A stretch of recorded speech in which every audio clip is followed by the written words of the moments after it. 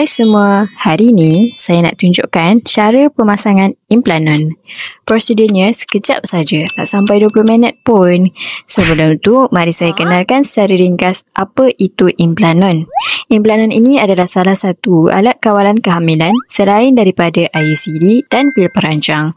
Berlainan dengan IUCD, implanon ni ada hormon tau. Inilah dia implanon. Kecil, comel saja kan? Jom saya beritahu step by step pemasangan implanon. Mula-mula, kami akan bersihkan kawasan lengan dengan antiseptik. Kemudian, sedikit bius akan diberikan untuk mengebaskan kawasan lengan. Seterusnya, implanon tadi akan dimasukkan ke dalam lengan menggunakan satu alat khas.